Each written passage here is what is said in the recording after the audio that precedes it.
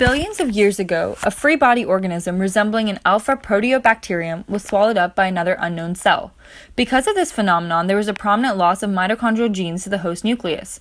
Even though there was a prominent loss of genes, this endosymbiotic event was important to biological evolution because it led to the evolution of multicellular and complex organisms. After endosymbiosis, there was a process of both gene loss and gene transfer. The mitochondrial genes get transferred to the nucleus, but some get lost because they are not needed, while some are retained. Evidence for endosymbiosis can be seen in the DNA of the mitochondria, as the circular chromosomes and genetic sequences resemble the alpha proteobacterium. Because the factors that influence the mitochondrial DNA complex are still unclear, the question that scientists are trying to answer is what determines if genes are retained in the mitochondrial DNA or not. This can be connected to what we studied in Module 3, where anaerobic respiration was discussed, as well as in Module 1, evolution. Once aerobic bacteria developed, bacteria began to adapt their electron transport chains to gain a higher electron yield through oxygen. Some of the aerobic bacteria took up a symbiotic relationship with the larger host cell and provided ATP in exchange for organic molecules. This led to the formation of the mitochondria. This relationship represents a mutualistic relationship, as the host cell is benefited through the ATP. Eukaryotes are said to have formed after the formation of mitochondria, since all eukaryotes contain mitochondria. The question of interest is to determine why certain mitochondrial genes are retained or lost in cells. Scientists think that some advantages of losing mitochondrial genes include the avoidance of the accumulation of detrimental mutations and security against mitochondrial mutagens. Human mitochondrial DNA compile mutations at a faster rate than that of nuclear DNA. The advantages of the retention of mitochondrial genes are ambiguous. The hypotheses involved included the null hypothesis, which is that gene loss is stochastic in regards to the relationship between gene properties and gene retention and mitochondrial DNA. There are several proposals for the alternative hypothesis that include more qualitative reasoning than the null hypothesis. Because it is difficult to transport and organize hydrophobic proteins across membranes, gene retention is favored. The second hypothesis suggests that the retention of prominent organelle genes facilitates the centralized control of cell machinery to promote the functionality of each and every organelle without compromising other organelles within the same cell.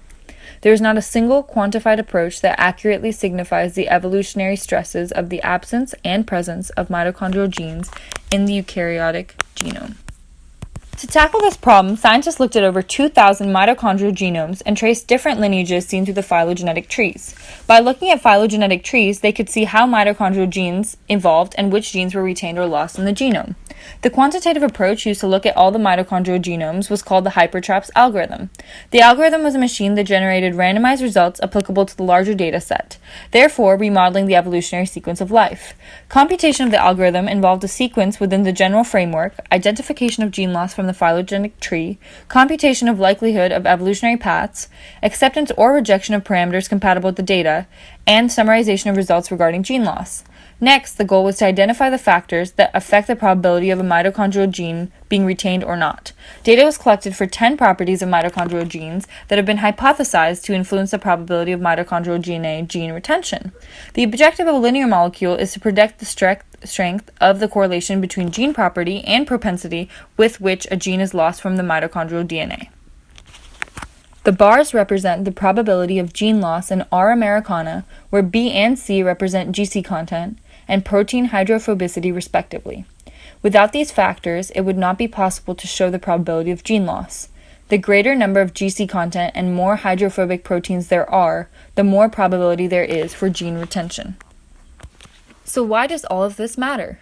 Well, this gives insight into mitochondrial evolution and might also be useful in predicting what happens in gene transfer experiments. Due to discrepancies in the evolution of mitochondrial DNA after the phylogenetic divergence of eukaryotes, there have been varying mitochondrial evolutionary mechanisms between animals, fungi, and plants. Also, the results of this experiment indicated that GC content and hydrophobicity of proteins are required to predict the retention of mitochondrial genes. Other possible reasons for mitochondrial gene retention, like mutational robustness, are not supported by the data collected. If the DNA is rich in GC content, then it is stronger and has a higher advantage under oxidative stress.